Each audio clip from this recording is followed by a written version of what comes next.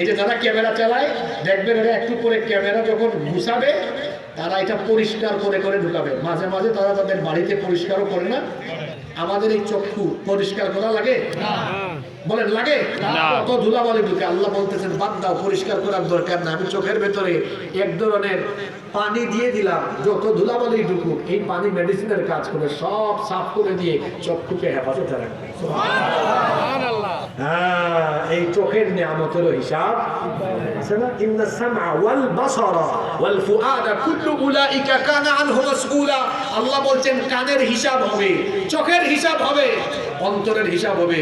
কালো চশমা লাগাইয়া 14 গ্রামের চিপায় চাপায় যে সুন্দরী মেয়েদের দিকে তাকিয়েছো, ইয়ালামু খাইনাতাল আয়ুনি ওয়া মা তুখফিস সুদূর। চোখের খেয়ানত পাশে থাকা কেউ জানে না, জানেন কে?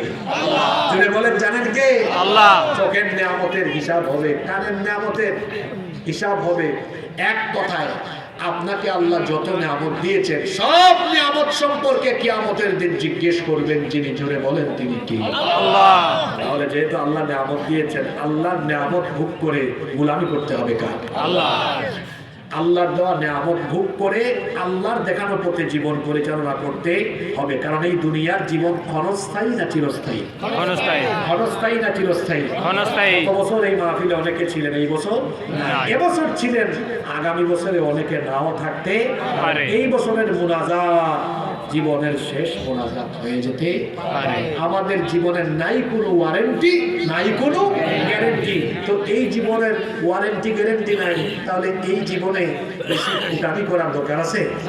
এই জীবনটাকে কাজে লাগাবো কার জন্য? আল্লাহর জন্য। আল্লাহর পথে কাজে লাগানোর জন্য আল্লাহ একটা কিতাব দিয়েছেন, কিতাবের নাম হলো আল কোরআন। এই কোরআনের রঙে আমরা আমাদের নিজেদের জীবনকে রাঙিয়ে আখিরাতমুখী জীবন গঠন করব, আল্লাহর ইবাদতের মাধ্যমে জীবন কাটাবো। আল্লাহ আমাদের সবাইকে তৌফিক দান করেন, আমিন। আপনারা খুব ভালো মানুষ, আপনাদের আচরণে খুশি।